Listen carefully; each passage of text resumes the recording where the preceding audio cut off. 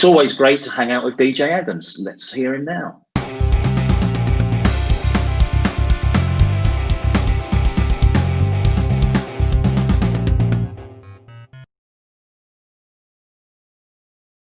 Hi, I'm Thain. Welcome to SAP CodeTalk. And as I said, I've got DJ with me. DJ, thank you for joining me on this beautiful morning in UK.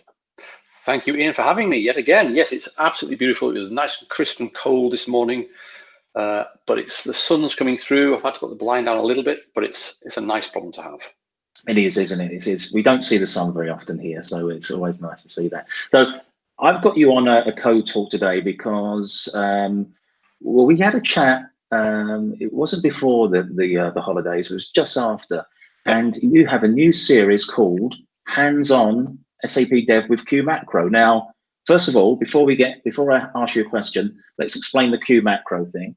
Oh my goodness me, how long have we got? So qmacro is my online nickname, I suppose, my moniker. I chose it a long time ago, hoping that, it's so unusual that not anybody else would take it or try and use it. It actually comes from SAP. It comes from the R2 world. And a qmacro, for those old enough to remember, was a record structure definition that had some logic in it as well, in R2, in hierarchical databases running on IMS, and other things as well. But it comes from the R2 world, very, very long time ago.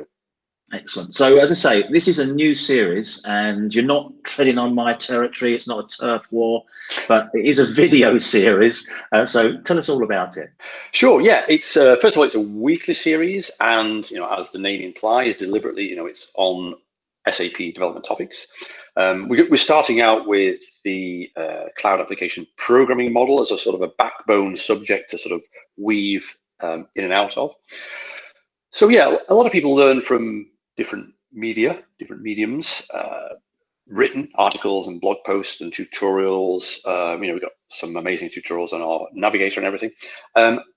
But increasingly we're seeing a lot of good feedback and demand for learning via video. Lots of YouTube videos I learn from, for example, and live streaming or broadcasting. It's about basically that, but just on a regular basis, live. Effectively, it's in the form of a live stream. Okay, give us a little bit more background of the live stream. Maybe the sort of technology you picked and sure as well. So yeah, live streaming. It's a form of broadcast that's video based, obviously, and the clues in the name. It's live. So it started out in the gaming arena. But these days, there's plenty of developers as well that are live streaming. I'm following a number of people on the live streaming platform to which I live stream, twitch.tv.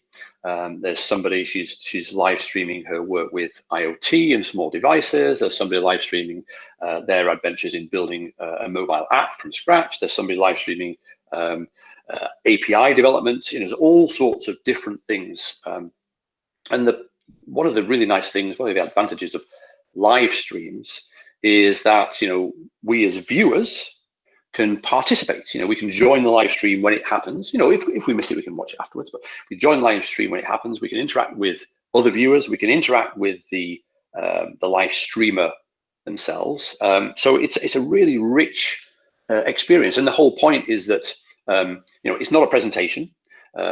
Most of the time, you're seeing that person's desktop, usually an editor, a compiler, whatever it is that they're doing.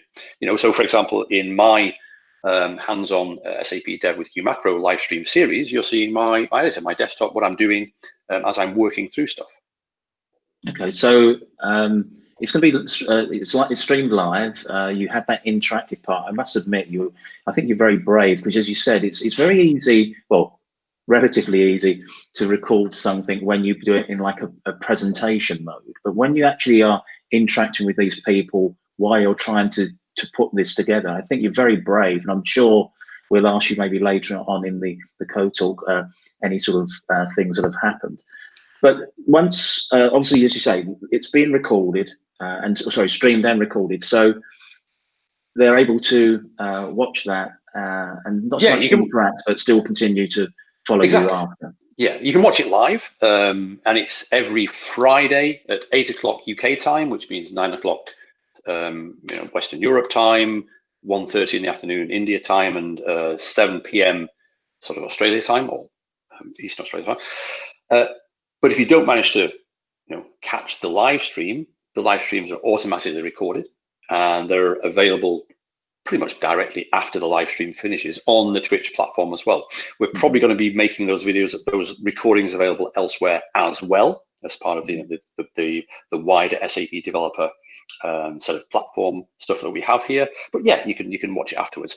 You still see, the way I've set it up, you still see the chat that happens, because I'm actually exposing the chat on the actual video itself, which is great, because it brings context to that. So yeah, you can catch up afterwards.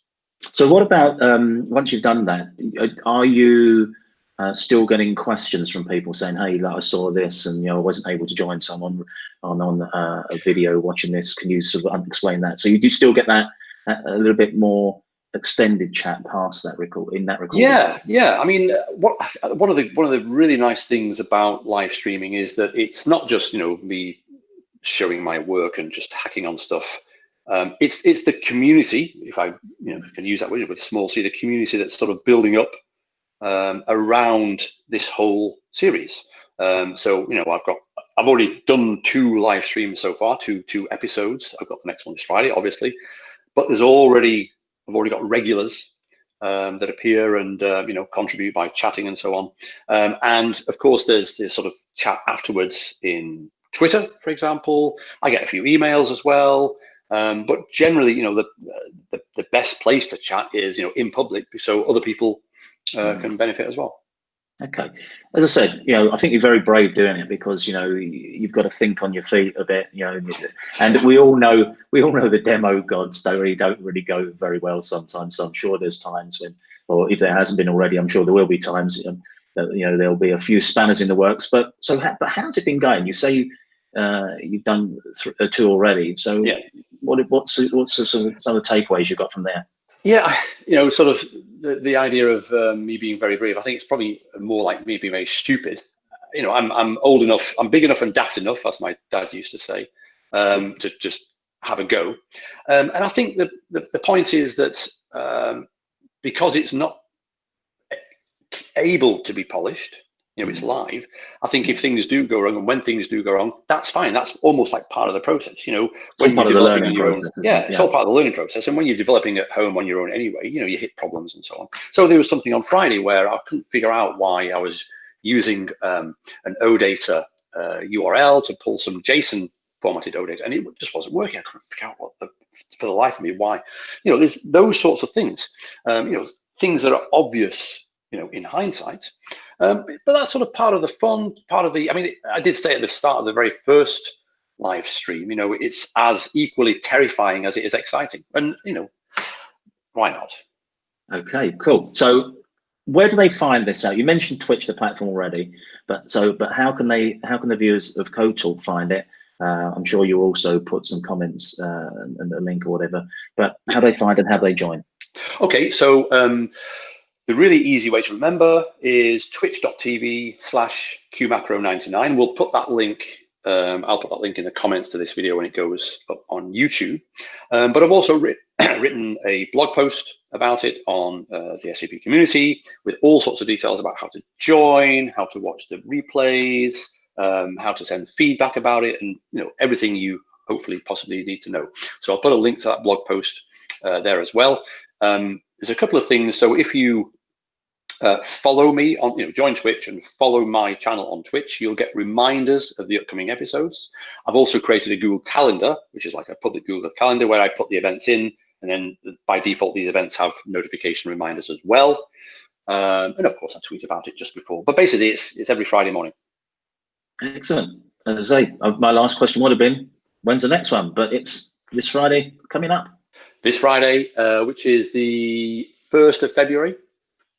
See you there, hopefully. Cool. Okay, DJ. Thank you for joining us. As I say, we will make sure that we'll try and publicize you as much as possible. Very brave man, live coding with no safety net. Thanks, Ian. Thanks for having me.